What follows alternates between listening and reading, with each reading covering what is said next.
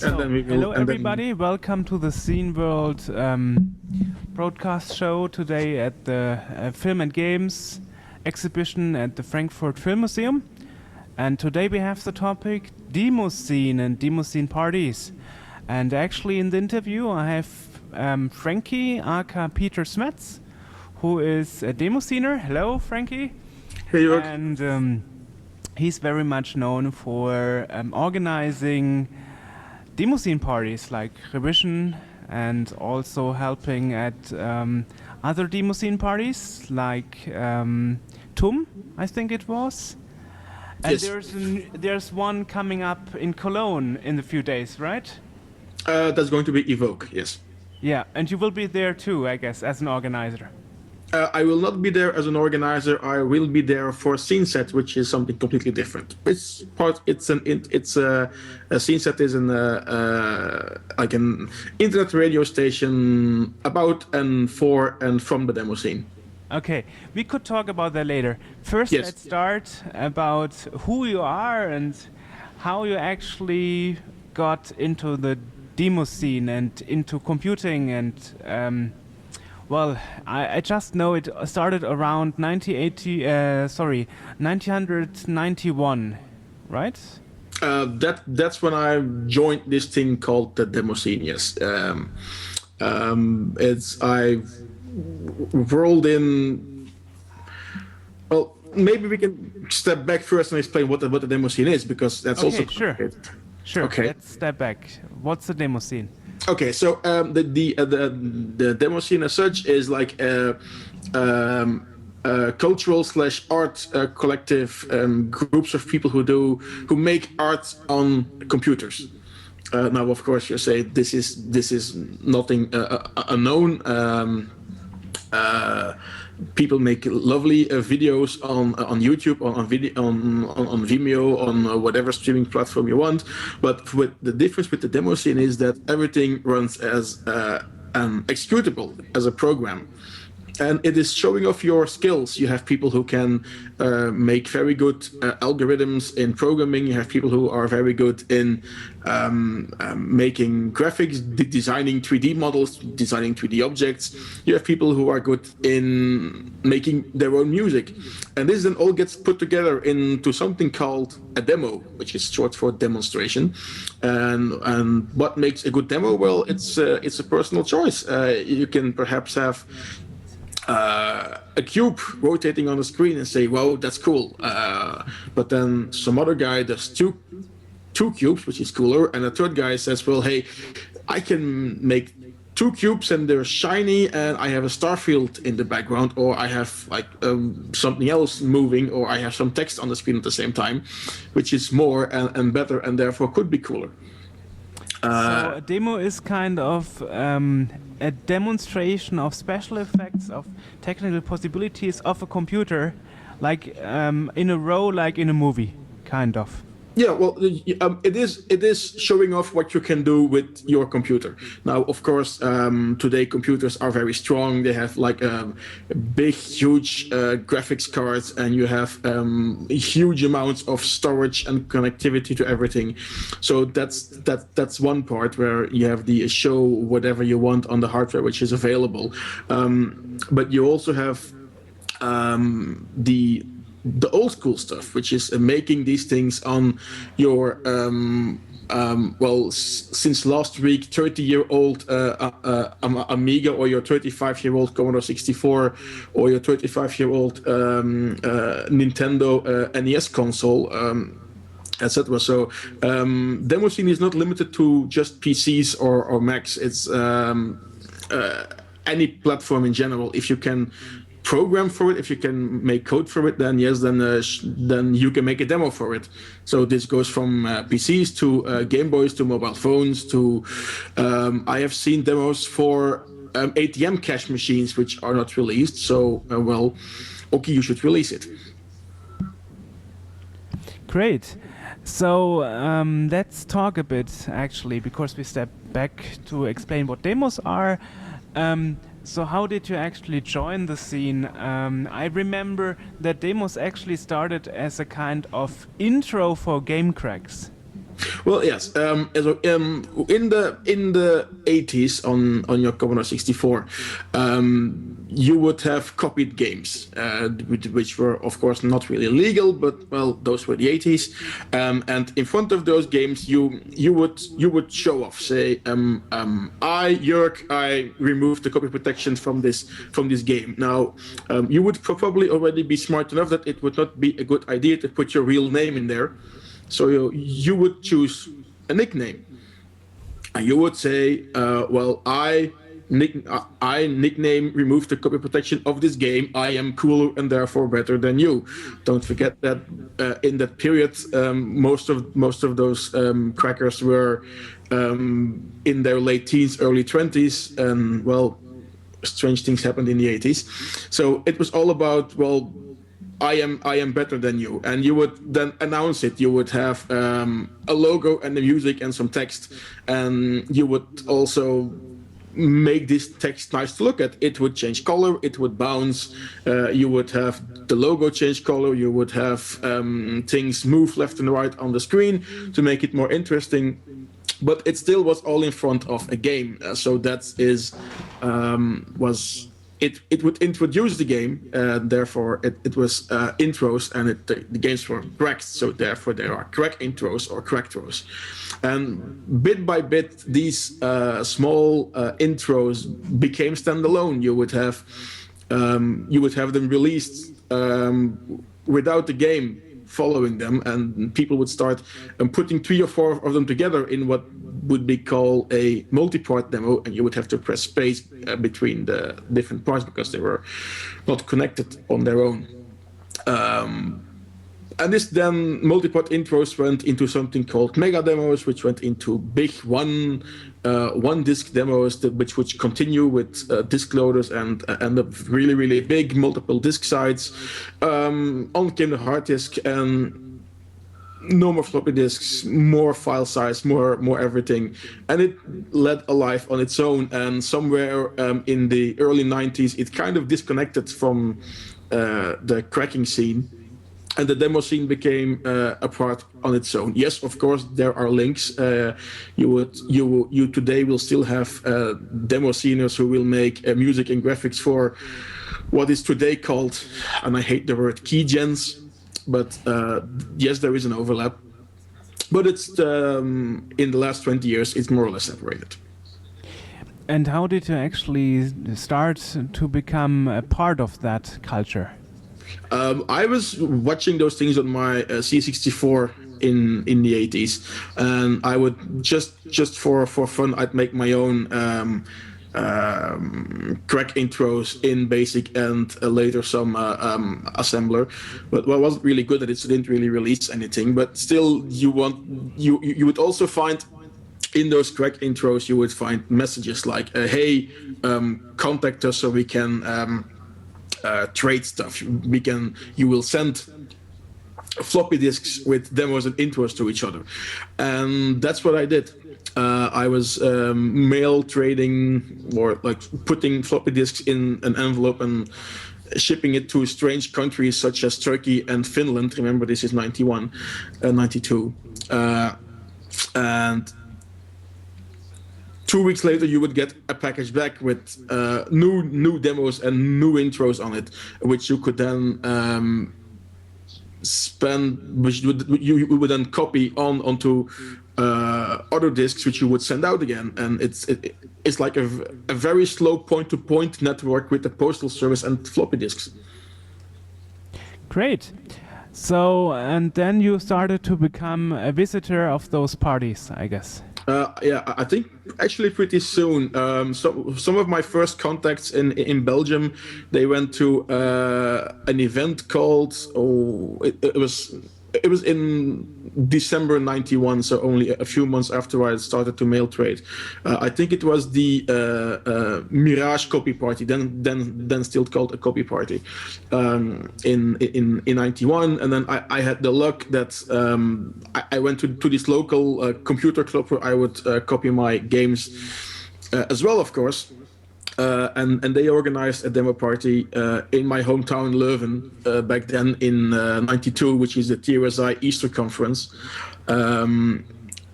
and that's how I started going to those parties, and then you really start to no longer care about the games, but you start to care about all the specific intros and demos which are released there and which are copied there, and that's how you roll into things. And then you were interested in how those things went, and then you became an organizer or something. I think yes. there was something in between, right? Yeah, well, it's in between.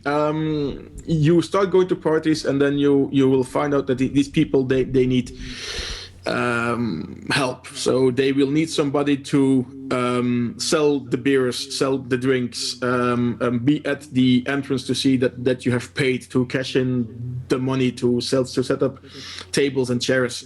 And I ended up helping out for some years, and then with time evolving, so into the later 90s, you would have the 3D age come on the PC with the 3D cards and everything, and C64 and Amiga would slow down, but well, people were still releasing stuff for it, but there was nobody there to run these competitions, because at a demo party, when you have an intro or a demo, you show it on a competition on a large projection screen with a large audio system, and it has to be presented nicely because people work really hard on those things, and it deserves to be shown nicely.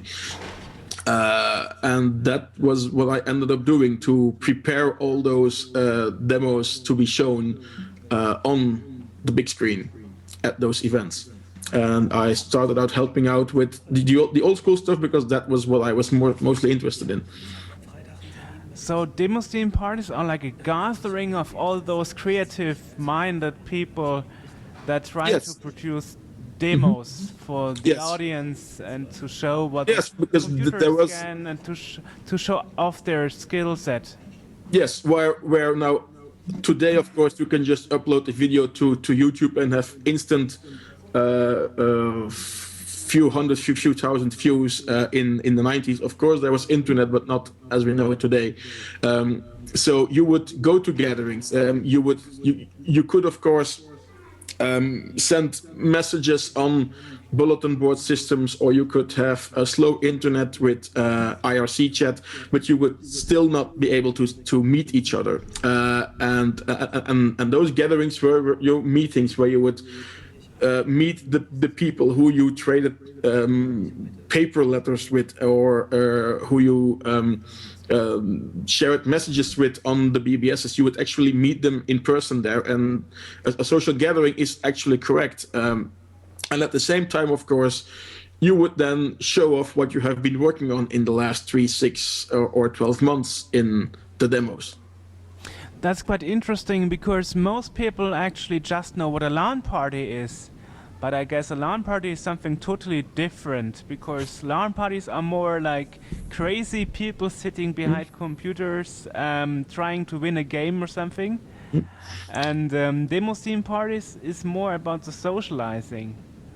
Well, oh, you have crazy people at demo parties too. Of course, there are different groups. But yes, now you can compare a demo party to a LAN party, as it is a big hall with tables and chairs, and it's filled with computers. Whereas a LAN party is usually silent, because everybody's playing with their headphones on and don't want to be disturbed, because they want to kill the other team. A demo party is usually quite loud. You have people bring in speakers, extra lights. There will be the competitions on the big screen are pretty loud as well. You will have today you will have live acts and DJs who will play in the evenings, and we'll just have it'll go on until the early hours of the morning. And earplugs for the night. Earplugs for the night, or as we have all become very old, there is now a term called hotel scening, where you go to the party during the day, and once you're tired, you go to your hotel to sleep, and no longer sleep inside the party hall. But you are hardcore, you are old school, you still sleep at the sleeping area. No, since I have been working and could afford it, I have been hotel scening. Wow. Okay. Yes. Yeah, I don't know. Ask a technical guys. Can we show some photos? Is that actually possible, Sebastian? Can we actually show some photos?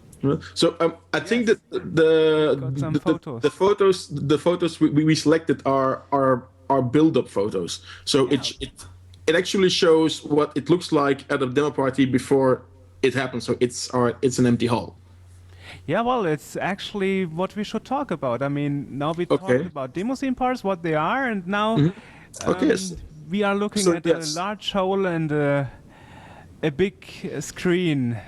Exactly. So this is a build-up picture from Revision, which is the current demo scene only, biggest demo scene only event in the world. It's held every year in Saarbrücken at Easter.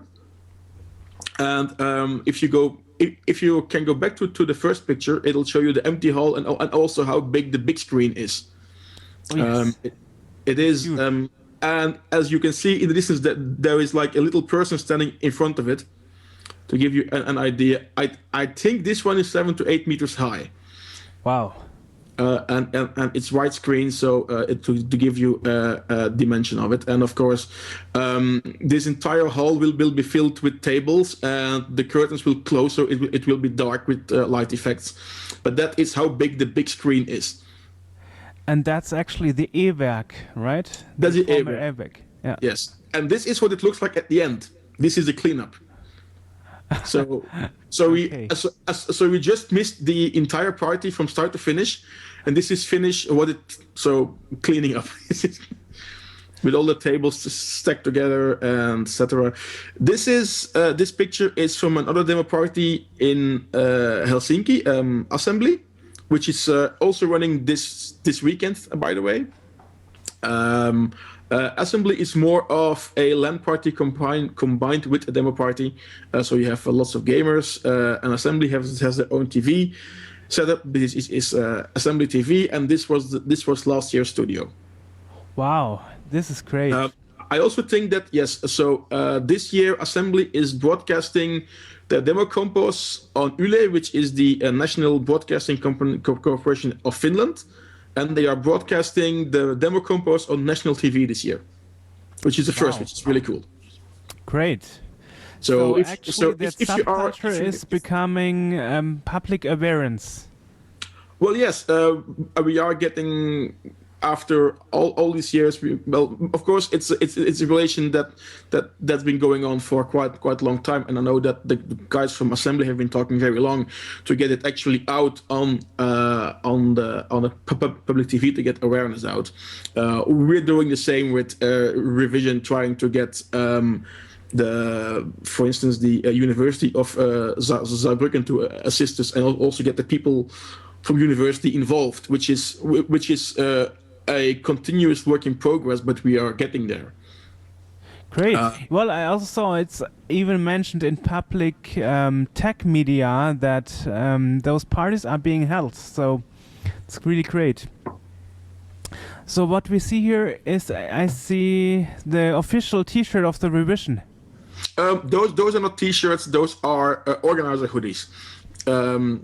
We have them made for the organizers, for the crew this year, because Easter was pretty early and it was cold, so we have like little swag exclusive to us. But again, in the background you see the empty hall with you will see in the top center you will see all the flight cases of equipment.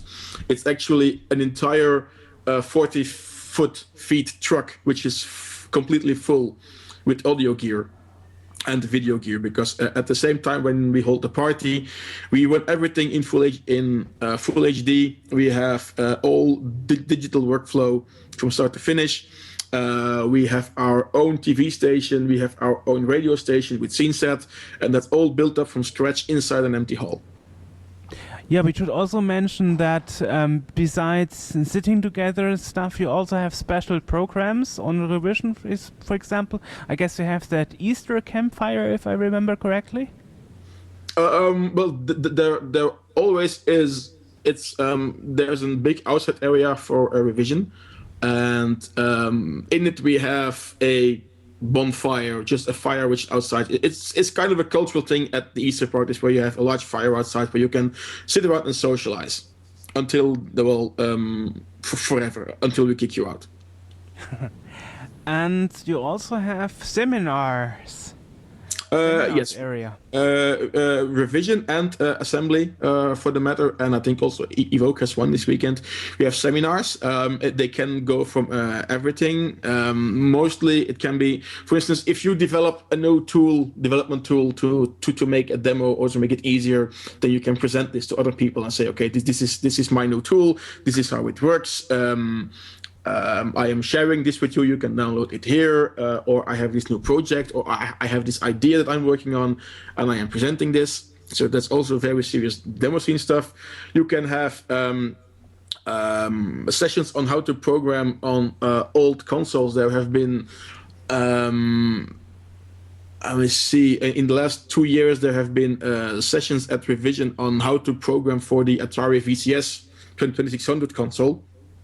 For instance, and then the completely fun stuff, which is because I am not a developer, so I cannot explain how to make nice cubes and everything, but I can explain about Belgian beers. So I have been doing introductions to Belgian beers for the last 3 years at Revision to a great success, I have heard, because they want me back for next year. One of those earlier revisions, I remember that because I was there.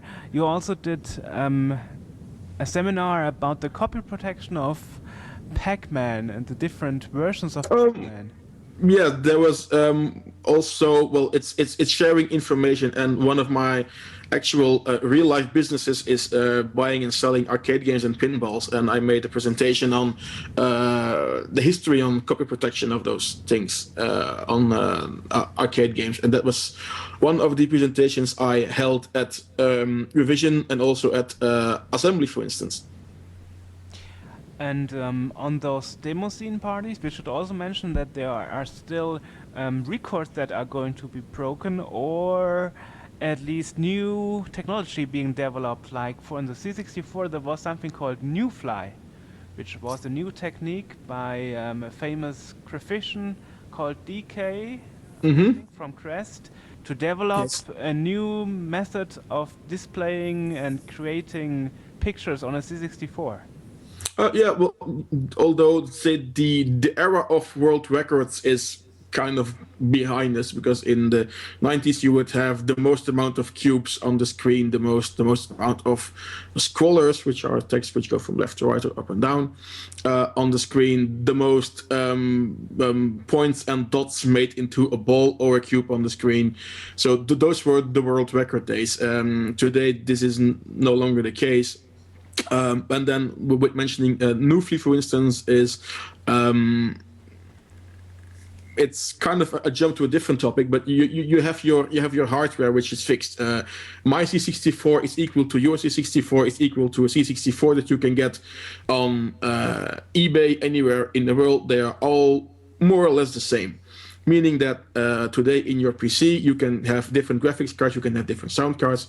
C64s are all the same. So you have a fixed base to work on, and then you can improve on it. The hardware is fixed, but with software tricks you can improve it. So you can play sampled music on a C64. You can have the basic resolution, you can improve it. You can have more colors on the screen at the same time. You can have a higher resolution. You can have more moving things. And Newfly is one of those graphics modes which has been developed in the last year, partly by DK, for instance, to just get as much out of a basic C64 as you can. Great. So let's talk a bit about how do you actually organize those parties, things from the technical standpoint. Let's say the compo machines. Are they really playing real time when I'm behind the big wall and watching them? I can tell you for the bigger parties such as Revision and also Assembly, for instance, they are recorded. the old school stuff. So at Revision, PC demos and intros are done live. Everything else is recorded. Why? Well, old hardware breaks down. We would often have to run a demo on a C64 or an Amiga a few times before it actually runs the way we want it. And then, of course, this is not happening on the big screen. So you want everything to go as smoothly as possible. And therefore, we record everything. We record everything from real machines unless we really, really cannot do it. And I think for now, over the last 4 or 5 years at Revision, we maybe have used an emulator 2 or 3 times. I think once was for Mega Drive and maybe some other strange console that we couldn't get to one anyway.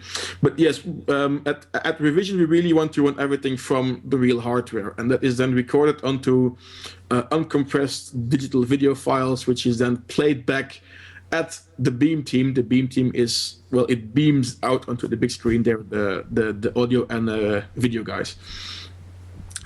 They play it back at the exact frame rate, which is usually 50 hertz or 60 hertz at the proper resolution. Of course, upscaled to the full HD resolution of the beamer, but we do get it from the original hardware.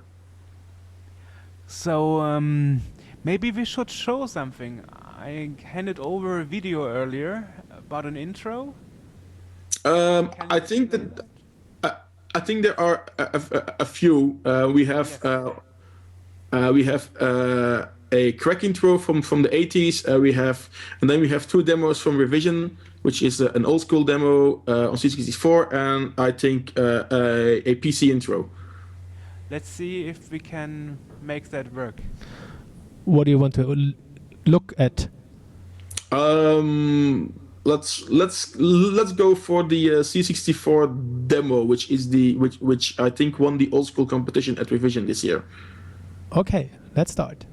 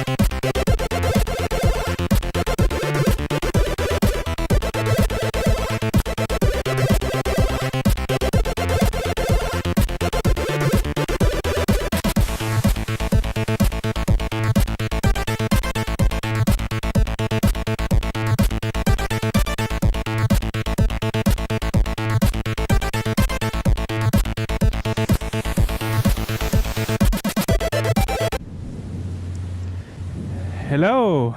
Hi there. Again. So this was the demo winner of Revision this Easter. Yes, so this was the winner of the old school competition at Revision. So old school is more or less everything in 16-bit. It's not exactly like that, but that's where you can look at it. So it's everything from C64 up to Super Nintendo consoles, Atari 8-bit machines, everything like that. And this was done C64 demo. And what you actually see here is more or less 30 years of R&D into one demo. If you would have if you would take a C64 from 1983, this would run. And the people from Commodore would not believe you because they would have no idea that this was possible on their machine. So this is a C64 you can take out of the box. It's not without extra memory or a faster CPU or faster graphics. It's just things that were discovered over 30 years on how to do them. Which is actually true. I actually had an interview with Yash Terakura, who was the lead engineer of Commodore Japan. And he confirmed to me that they didn't know back in the time when he developed the machine together with his team that this would be possible. But this is possible thanks to very efficient programming and illegal opcodes and commands and tricks that weren't known until somebody discovered it. Indeed. So as you said with programming, it's everything comes down to timing. Because in like a C64, everything is slow and shared. So if you set a number in a special location in memory at a specific time, something cool might happen, and that's thing that you can abuse. For instance, as we have seen in the demo, there is something called border sprites. If you can imagine it, a Commodore 64 has a screen in the middle, but around it is a big block that's called the border, and you can give it a color, and that's it. Commodore said, well, okay, you can give it a color, and that's it, play with it. But you cannot put any text there, you cannot put anything moving there, you cannot put an animation there. That's simply not possible. But you can open the border if at the right time you set the right number in the right memory location and people found out, hey, we can cheat. And suddenly these things become accessible. And that's one of the tricks. Same for the extra colors. If you follow the Commodore guidelines, a screen is built up of lines. and every 8 line, the graphics chip would read, okay, which colors do I need for the next 8 lines? And that is what you were stuck with. Although if you set the correct number in the correct memory location at the correct time, you can tell the graphics chip to reread the color information every scan line, so every horizontal line. And that's how you can cheat with more colors. You can, for instance, have a fixed resolution, but you can more or less double it. If you show 2 pictures at the same time, so one after the other, so you can show 25 pictures a second. If you flip them really fast, it's still acceptable, but you have a higher resolution, because suddenly you can have 2 times as much colors and points on or pixels on your screen at the same time. And this, which I think is called interlace, kind of, right? That's interlacing, for instance, yes. Then you can add sprites, which are like movable objects on top of that for extra colors and in various resolution. It's all cheating. And I think you can download them for free now. You have the Mind Candy DVDs. And on it are commentary tracks made by the guys who made all the demos. They have volume 1 is PC, volume 2 is C64, and volume 3 is PC again. If you look at the first and the second DVD, they have a lot of old school info on there, and people in the commentary track actually more or less explain how the cheats work. That's really interesting. Yes, so what's the most difficult thing to make sure that those demos work? I think, for example, for the C64, to go back to the sound and movie topic, you have the problem that there are different sound chips, for example. An old one and a new one, and the old one would play digital samples and the new one wouldn't. So how do you actually handle those differences in those models? For C64, you would have to specify this demo, this music track needs an old SID. SID is the name of the sound chip. Needs old SID or new SID, and you specify it. If you don't specify, we will choose for you whatever we think sounds best. Great. And you mentioned earlier that was this kind of a problem sometimes to get the hardware connected to the beamer and to even get a signal. First of all the hardware is 20-30 years old, which is not really new. Secondly, these machines were built to be cheap, meaning that Commodore did, if Commodore or Atari or Sega on the Master Systems, for instance, if they could save $1 per device in getting cheaper hardware for the video output, then that's what they would use. So the signal which comes out of these consoles is really, really crappy. Of course, your analog CRT TV doesn't care. It'll just display it. But now today everything is digital, and digital encoders, as we are using now with all the Skype and videos set up on Twitch, they expect a nice steady stream of ones and zeros to display things. And old computers don't output a nice stream, so we have to stabilize it.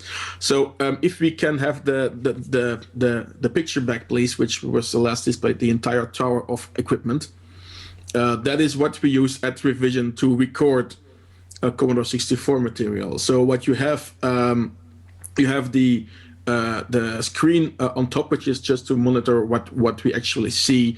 Below that is a Sony scan converter. It's a Sony DSC 1024. They have been out of production for years, but they are extremely useful to us. Why? They will take most of any crap signal in video and they will stabilize it. Of course, you say, well, a console outputs like nice 50 hertz console half screens per second for stable image. It is not. Your Commodore 64 will output 49.5 0.5 or 50.2 frames a second, and your digital machinery doesn't really like that. So you need to stabilize it to a steady 50 hertz.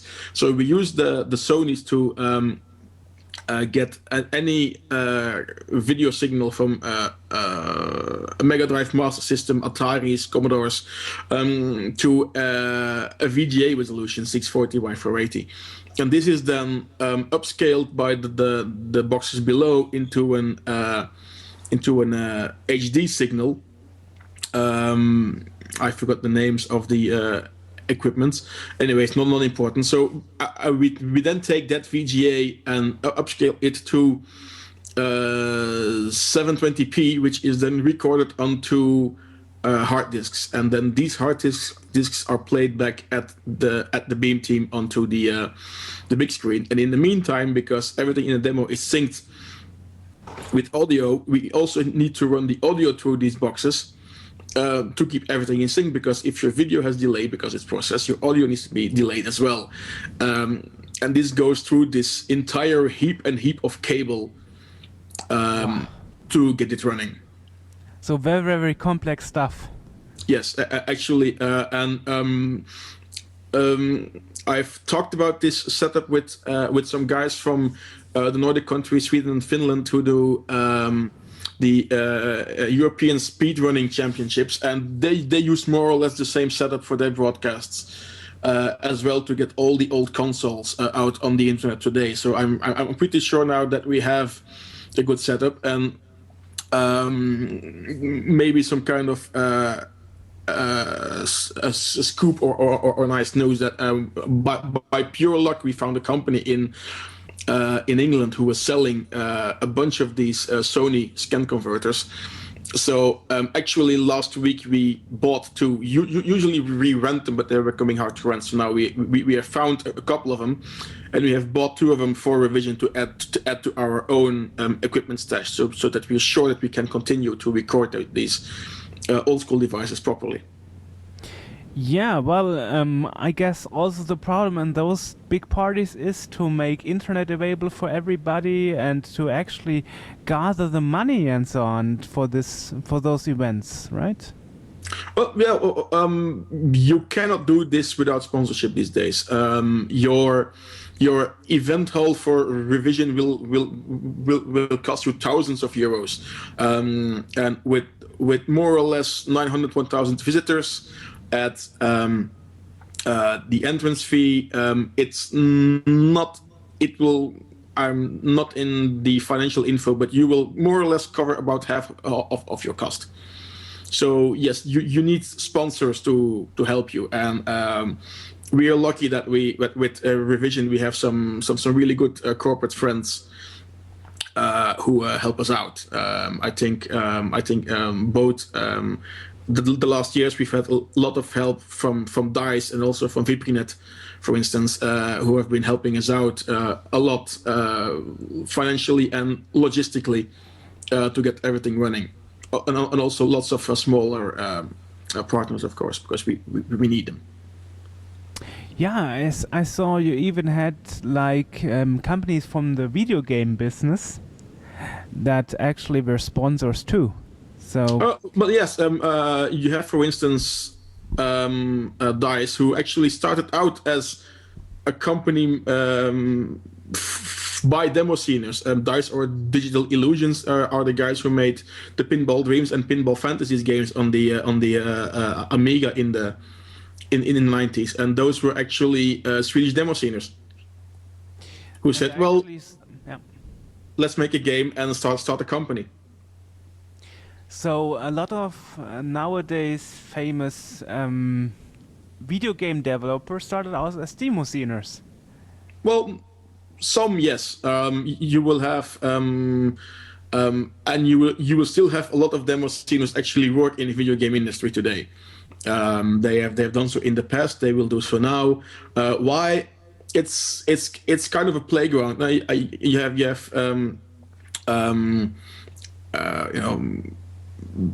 demo coders who, for a living, will create menu systems for Wii games or PlayStation games, and when they are at at home, well, they like to code, and then then instead of menu systems, they code shiny things which fly around and make demos. So actually, you can make a career out of your creativity of those childhood experience.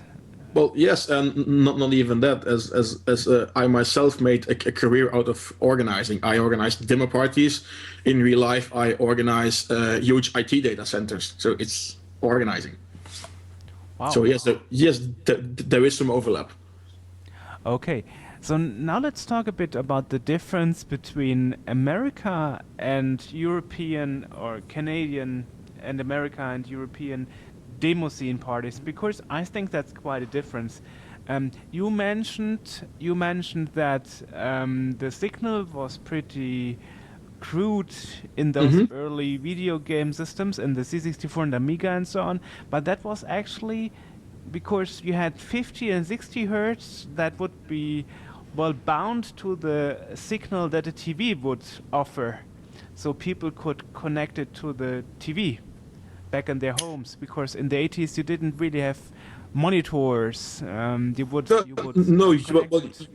No, of course you could get a specific monitor, but you would initially just hook it up to the living room TV and play your games. Yeah, it was a lot cheaper than dedicated monitors. Yes. So what I wanted to explain here is actually that because of this you have like 60 hertz systems and 50 hertz systems. Yeah. So that means that the user group, the scene of those scenes, there was a split. Yes, there was a split in, say, the American and the European scene. Why? Well, the Americans use NTSC TV signal, while Europe uses PAL. It's a difference in resolution and timing to make it something complicated really simple. Well, really short to explain. So yes, on C64, this was an actual split. You would have a different video chip in an American than in a European C64, and things would actually the American one would run I think a bit faster than the European one, because it was a slightly lower resolution, so the CPU would have more time to calculate stuff than the European one.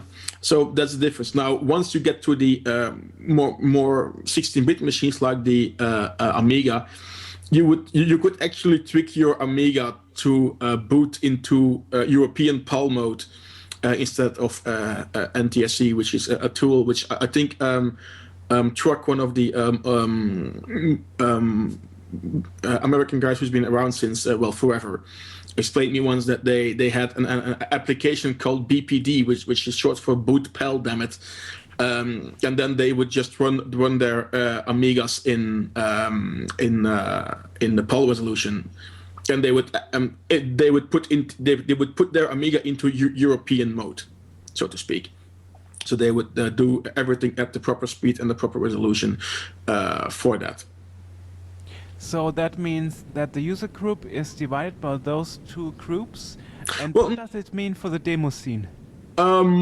Today, nothing anymore. Once you get onto PC with VGA, the difference between PAL and NTSC no longer exists. So you are purely talking 80s and the first half of the 90s with your C64, your Ataris, and your Amigas. Today, this split between video frequencies and resolutions no longer exists. What does exist, however, is kind of mentality is a bad word, but how people see demos. Whereas in Europe, it's of course watching demos, but also creating. While in the States, most the demo parties I have visited are usually about watching demos. Was it Pittsburgh? You have the Carnegie Mellon University. They have a demo party called Demo Splash, and that's about watching demos. It's in a big auditorium, and they run all the demos from the real hardware. But it's about watching demos, and the people who run the demos will explain the technicalities and explain the nice things. But it's not really as such about creating stuff. Of course, American demo sceners do create stuff. There have been a lot of nice things coming from the US, but it's presented at European parties. So you would have demos were presented at Revision, like the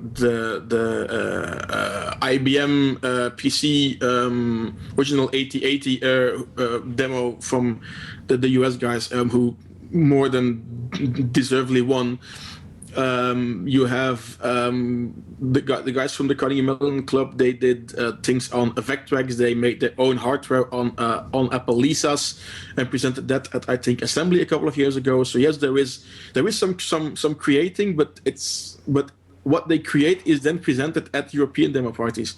One exception there would be Ad Party in Boston, which is more like a European feel to it, where it's actually socializing and creating. Of course, it's also watching, but when you look at the competition level and the submitted entries, I think if you want to get introduced to the demo scene in the US, check out a local party. If you want to find out what it feels like to go to like a European demo party and come pretty close, go to Ad Party. It's in Boston every year. And if you really like that, then save up some money and at Easter and fly to Germany and come to Revision. That's actually quite interesting, because this D64 scene and the demo scene in America, I had the impression that it was also growing out of user group meetings, in a way. I remember that famous coder for the Commodore 64, Jim Batterfield, who actually also did like tutorial videos on programming C64 and so on. He was also a member of those user groups before he died, unfortunately, some years ago. Could be. I'm actually not a historian on the US demo scene, so I can't tell. You have just been a visitor to some. So yes, I have visited Ad Party and Demo Splash in the recent years. So I think in the last 4 years, I've been to, I think, 3 Ad Parties and 1 Demo Splash, or 2 Ad Parties. I don't even recall anymore. It's interesting because I know as a visitor, if I visit a demo scene party, I meet my friends that I usually just speak to over the internet, over Skype like we do now, or over the phone or email, and I never really noticed any problems in the backgrounds. But I was once spoken to another organizer from the from another party last year. Ghetto party it was, yeah, ghetto scene party. Yeah, he ghetto said scene. There is a lot of trouble going on in the background, but as long as we cover it good, nobody of the visitors sees it, so it's great. Oh, of course, it's behind the scenes. It's always total panic. You will have things break down. You will have demos which do not run. You will have, by accident, uploading the wrong files. You will have internet links which can act up. You could have network switches which suddenly say, "Well, I'm quitting." But no, I think that when the visitors don't notice, we're doing a pretty good job.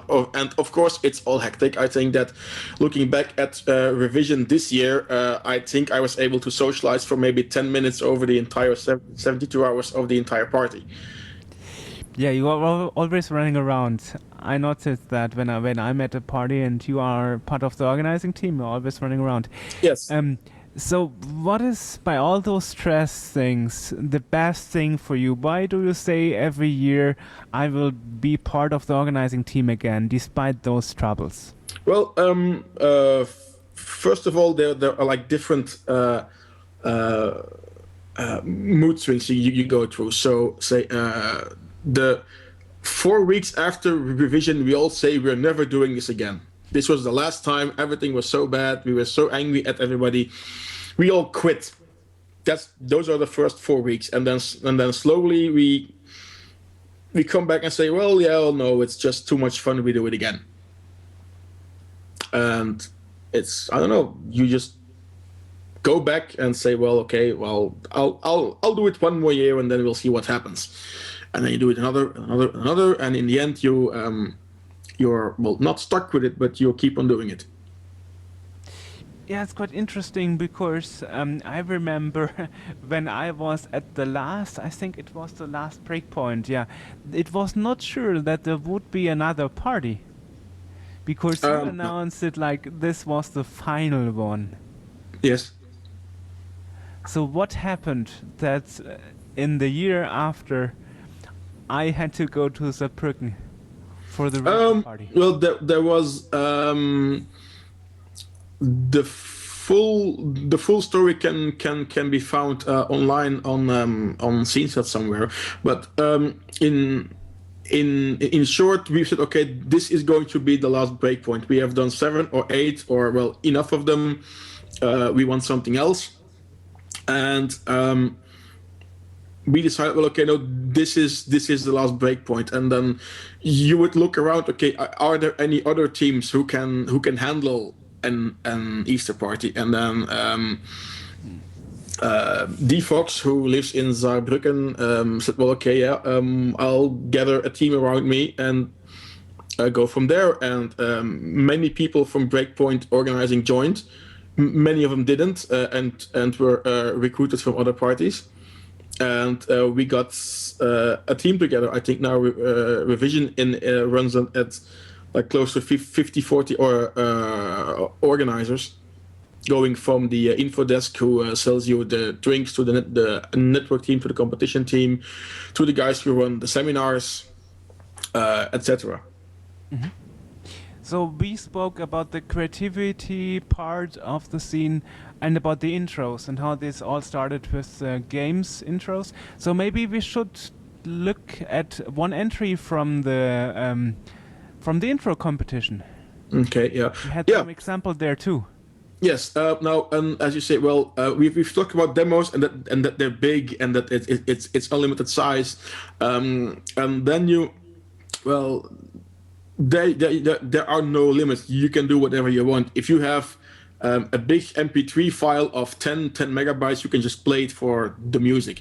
So to make things interesting and more difficult again, you get to something called size coding, and you will give yourself a limitation. Limitation in this case would be the file size of the program you are running. So in this one, which we selected, is a 64K, I believe it is. So your entire demo can only be 64 kilobytes in file size. So all your graphics, programming, music, everything has to be in that file. Of course, you can expand it in memory, which of course you do, else you wouldn't be able to run it. But the file you click and start can only be 64K. You also have limitations for 8 kilobyte, 4 kilobyte, and 1 kilobyte, for instance, to make the size limit even smaller and also the challenge even bigger to get something nice on the screen. So what do we have that we could show right now? I think there is one of the Revision 64K intros from this year is an intro by Mercury, which is the name of the group. Okay, let's play it. Okay.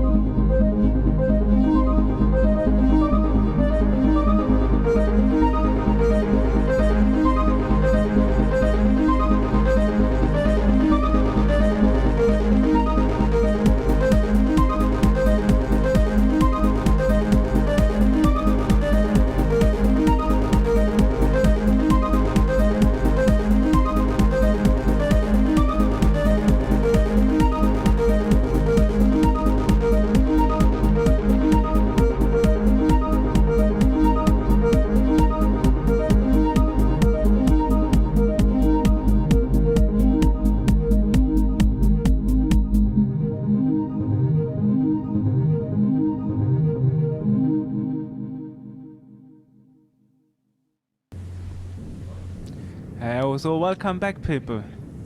That was a very nice intro. And this was 64K.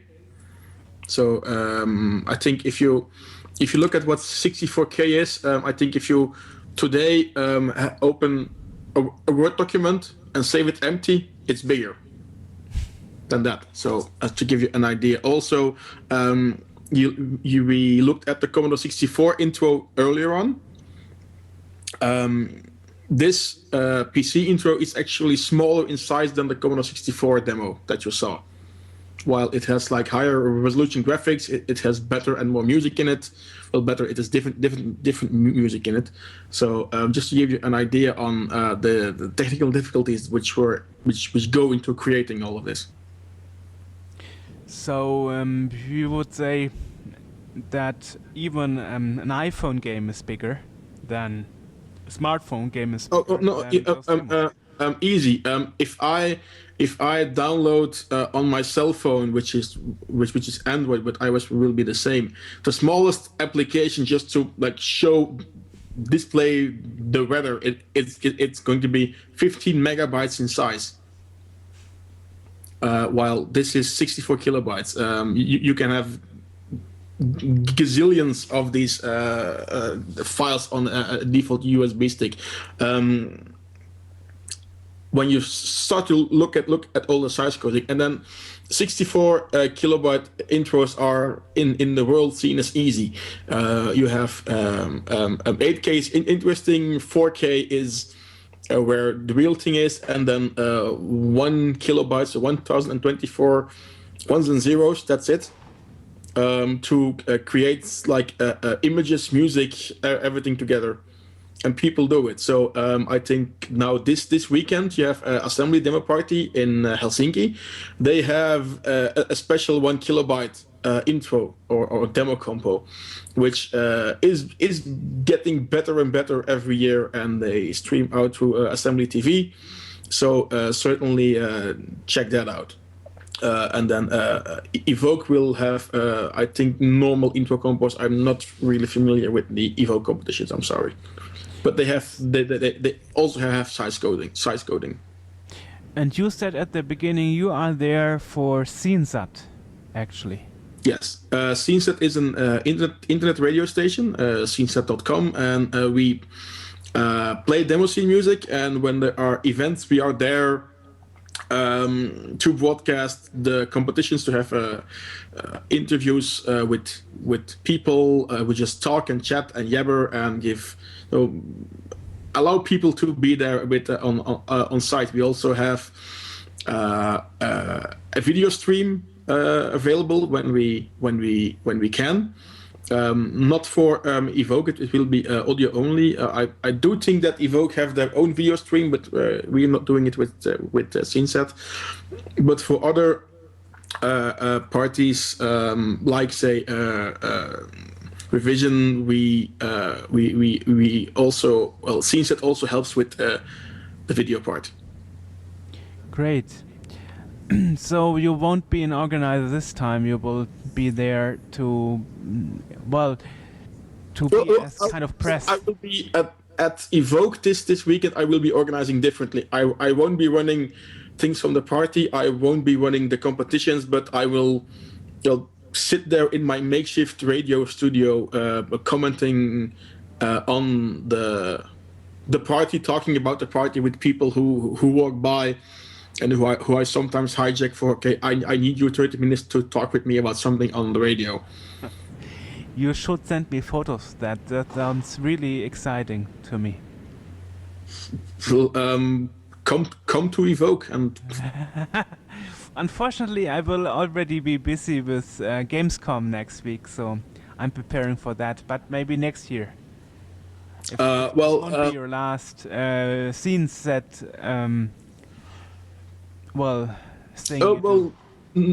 Hopefully not. No.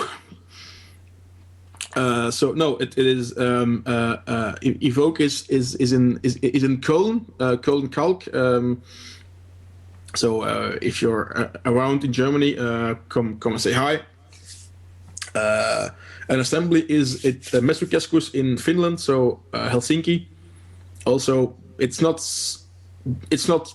sold out. Well, so you can just walk in and come and look at the competitions. There are websites everywhere, and your favorite search engine will point you to them for the timing and the schedule. And yes, I will do the radio things at Evoke with SceneSet, and then mostly Saturday afternoon and evening. We are at the same time broadcasting things from Assembly, where Sir Garbage Truck is handling things, and we'll have to cooperate and jump up and down a bit. But luckily, there isn't that much of an interference between the different competitions at both parties. So I think we'll probably manage.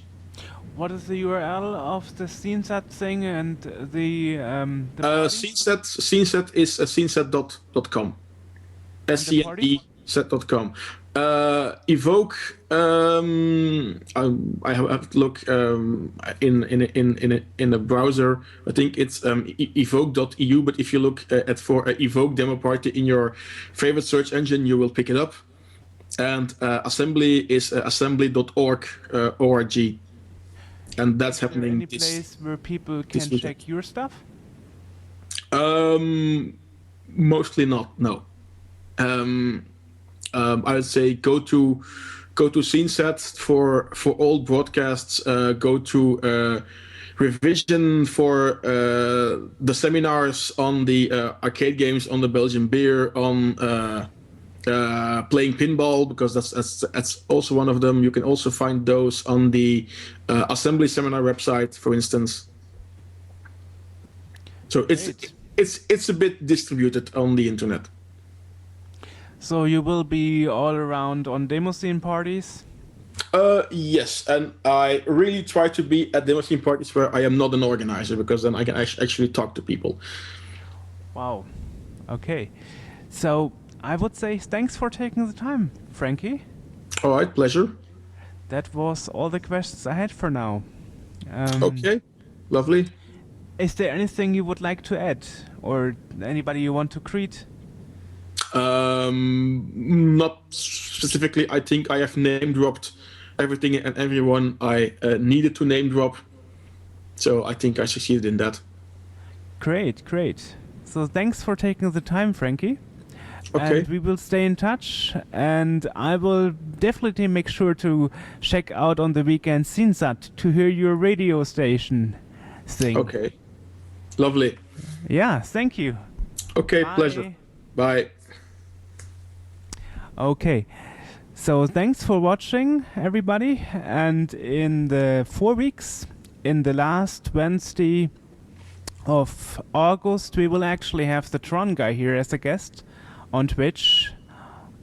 So the guy who actually was one of the first internet celebrities that turned into real celebrity and made his own Tron custom out of the movie.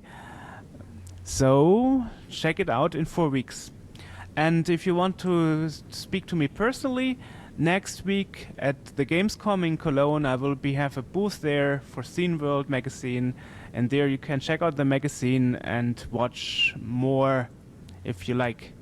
And we have more interviews, and also our last Twitch show which was with Chris Hulsbeck, the famous video game composer.